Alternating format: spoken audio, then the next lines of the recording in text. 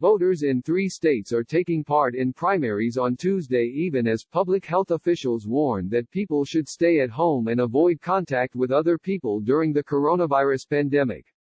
The fact that the primaries are going forward even as a 4th state, Ohio, put off its contest, has led to some anger online from people who say it would be safer to postpone all the contests. The online criticism has been vociferous from supporters of Senator Bernie Sanders, IBT, who is generally expected to be thumped in the states holding contests Tuesday in Florida, Arizona and Illinois. Former Vice President Joe Biden, the front-runner in the race for the Democratic presidential nomination, has urged people to vote if they feel safe doing so. Florida is the biggest prize Tuesday, with 219 delegates at stake. Biden is the heavy favorite there. Turnout is expected to be light on Tuesday, something officials said would make it safer to vote. Nikki Fried, Florida's agriculture commissioner and the state's highest-ranking elected Democrat, said that officials were not expecting large crowds at polling stations. More than half of those we anticipated to vote in the primary have voted earlier, she told TheHill. Even before Tuesday, nearly 2 million ballots had been cast in Florida's Democratic and Republican primaries. As of Sunday, nearly 1.1 million Democrats had either voted early in person or by mail, a more than 20% increase over early voting in the 2016 Democratic primary. Around the state at polling stations, Fried said that hand sanitizer had been made available and poll workers are wearing gloves. She said voters who do go to the polls should keep the recommended distances. But we are not expecting crowded lines. Still, she advised, if they do not feel comfortable going, they need to put their health first always. Liza McClanagan, the chair of the governing board of the watchdog group Common Cause Florida, described voting on Tuesday as a dog's breakfast, saying that polling place closures and a fragmented system for notifying voters of the changes had left many people confused. In Palm Beach County, the third largest in the state, a number of poll workers failed to show up at precincts on Tuesday morning, McClanagan said. Overall, the county had about 800 workers cancel.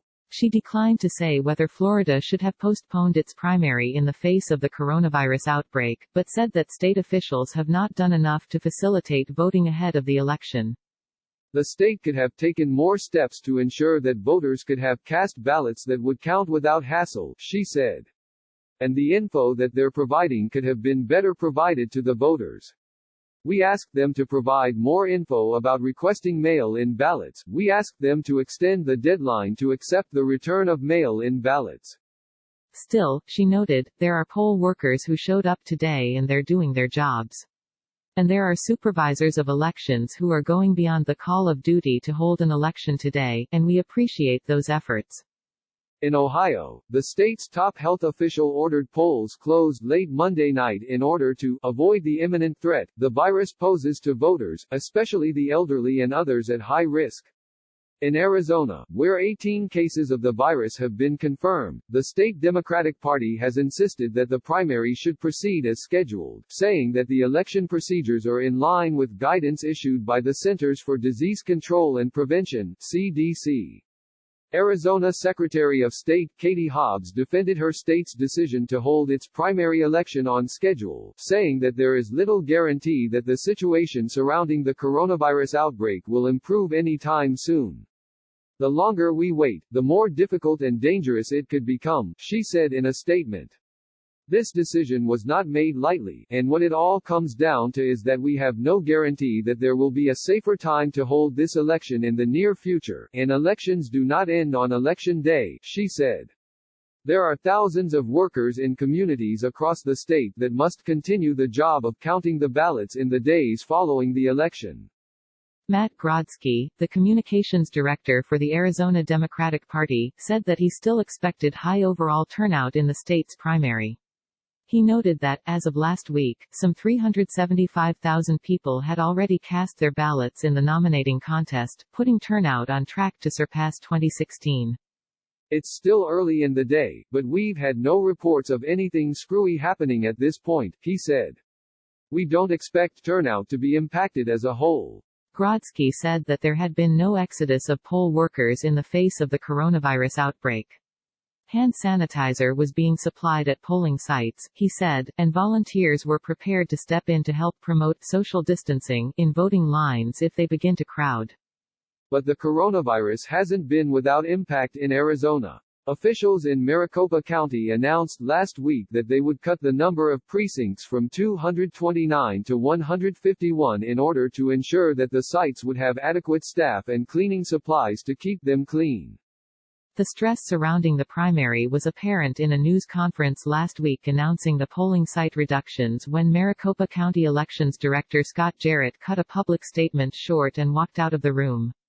"I'm sorry, I can't do this," he said, as he walked away from the lectern. In Illinois, the primary was taking pace a day after Gov.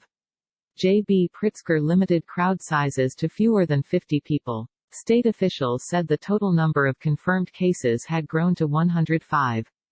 Dozens of polling stations had to be moved in recent days because of the virus and lacked equipment, according to the Chicago Tribune. Officials from the Democratic Party of Illinois did not respond to a request for comment about polling conditions on Tuesday. Asked if state Democrats considered postponing the primary to a later date, Fried, the Democratic official in Florida, said she has been in constant communication with Florida Secretary of State Laurel Lee. She felt all the appropriate safety measures were put in place and based on the amount of people who early voted, knew the polls wouldn't be crowded, she said.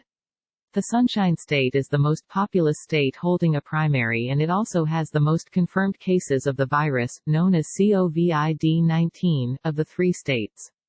5 people in the state have died from the disease. This story was updated at 1:49 p.m.